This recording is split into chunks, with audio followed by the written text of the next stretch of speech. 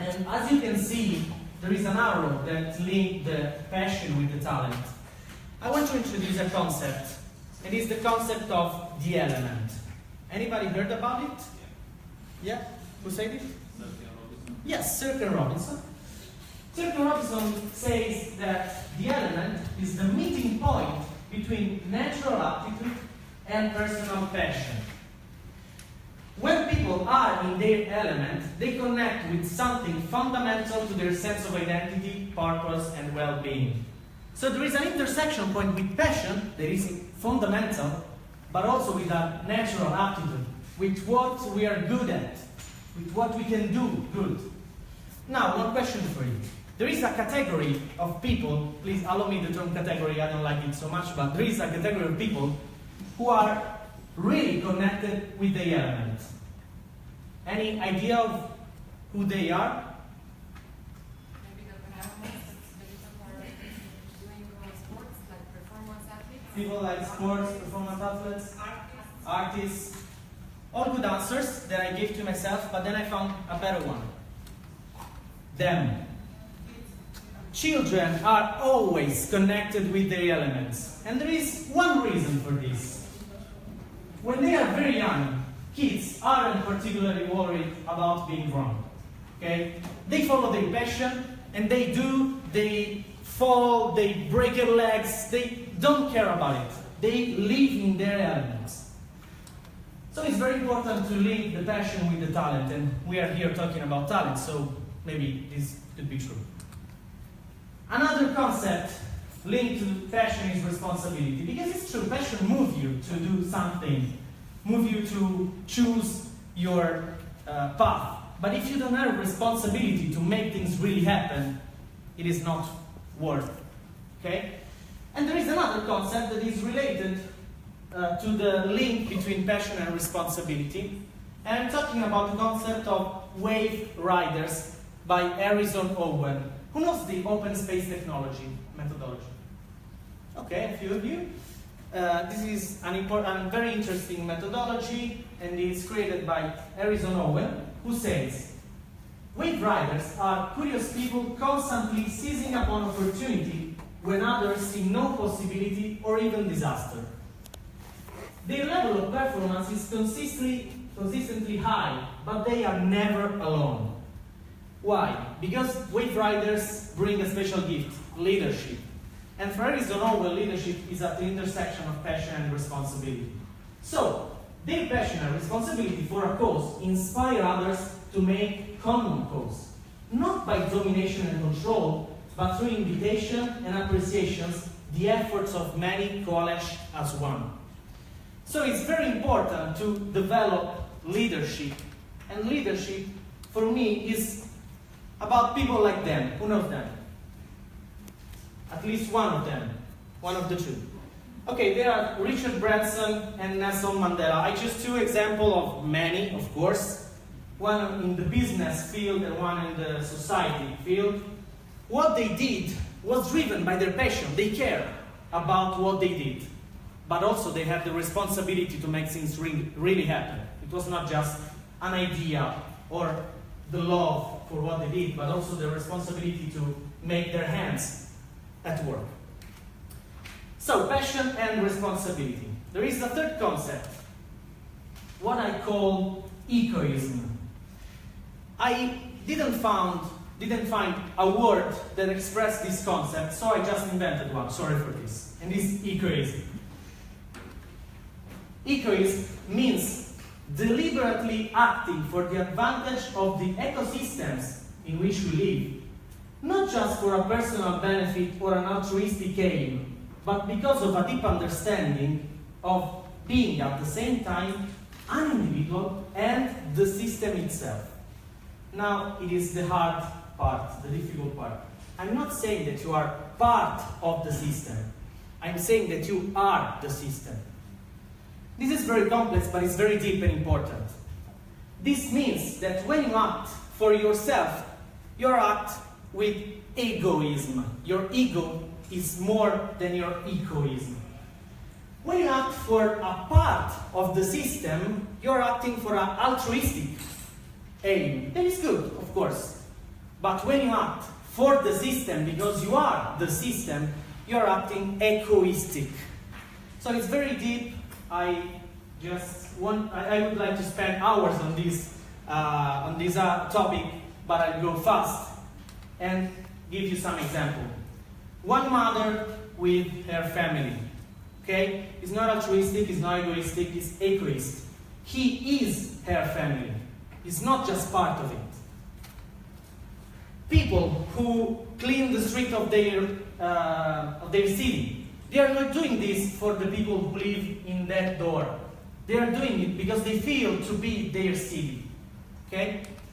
And a team that work together because they feel to be the team itself. They are working for the team because they are the team. They are not people putting together, okay? So these three concepts with passion, for me, it's very important to understand the complexity of what we are living in managing talent. Just the last thing, because to pass to the second part of this presentation, and it's the symbols that you can see on the tree. Talent is a spot. Talent is the person, it's related to the person itself. Responsibility is the person, where is the, okay. Responsibility is the person with the others. Egoism is the person as the system. This is fundamental. But the three of them are important. Even the talent for myself. But, okay, this is interesting, wonderful, we are all connected and this kind of stuff, but how can we do it? I'm going to give you 3 hints, 3 clues. Of course, there is not a secret recipe for this, but I give you 3 things.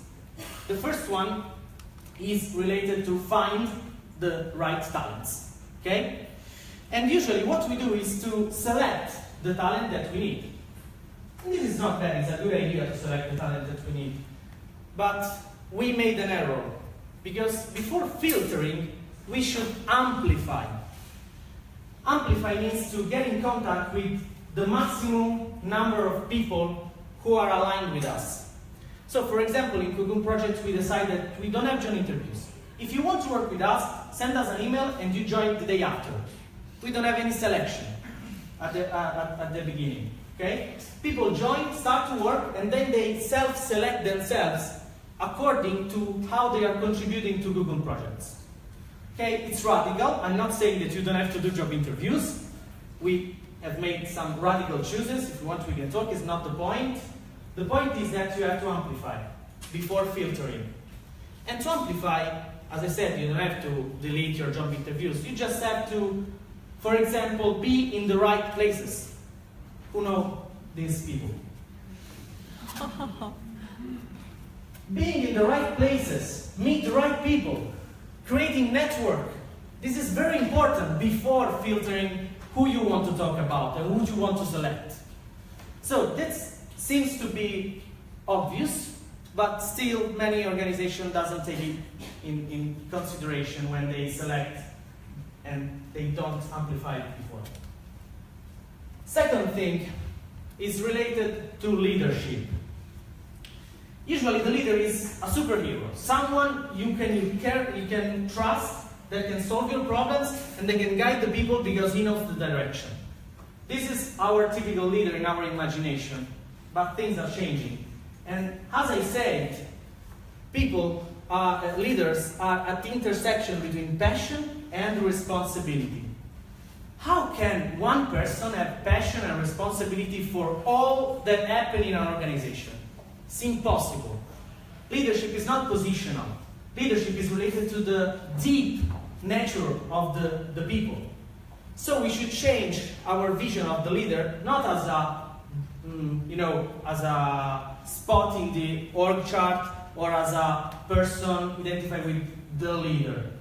But we should creating once again the network, and with this network find the right person for each of the things that we need to do. That person that has passion and responsibility. This morning, Roxana talked about who can give us the energy. I think that the answer is the leader, the real leader, not the one on the org chart. Okay? And this means that a good leader should allow us to amplify, so to create network inside and outside the organization. There is a concept that is the network leader. You can find it online if you want. And this is very important. It's not the superhero leader, but it's the network leader. It's a very shift. Third and last thing is related to the air sandwich. Who knows about the concept of air sandwich? Okay, nobody? Actually, this sandwich is full of things. The air sandwich is, imagine 2 slices of bread, one up and one at the bottom with nothing in the middle. And the concept is, who takes the decision stays at the top. Who executes stays at the bottom. And why it happened, usually? Because who is at the top? It's like when you see Google Maps from the top. You can see the streets, you can see the mountains, the rivers, you can see whatever it is under your vision. So you have the vision. And so you can take decision of where to go, where is the best street to go. Unfortunately, when you go in the street and you drive your car, there are semaphores, there are people who cross the street, there are work on the street that force you to change directions. There are a lot of things that at the top you can't see. So what is my suggestion is not to reduce the air sandwich as many organizations are trying to do, is to eliminate the air sandwich, the sandwich itself. Stop thinking about the 2 levels and start to make people together to take decisions. And I want just to give you an advice. When I say make people together in the decision-making process, I'm not saying that you have to give decisional power to the people. Maybe the decisional power stays to the CEO, to the general manager, or whatever it is. But you involve the people in the process of taking that decision, so they can understand where that decision comes from. And they are completely involved in their organizations. And so they can develop Ecoism. They can be the organization because they are in the process. So 3 things: amplify and filter, develop network leadership, and eliminate the air sandwich. These are 3 things. Of course, as I said, it's not a secret recipe, but it's something that you can start to do. Who remember these 3 children? These 3 children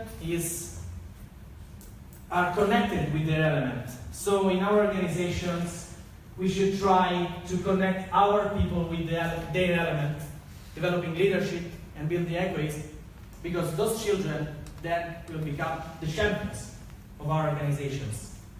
And our organizations will grow and will evolve as a playground. So thank you.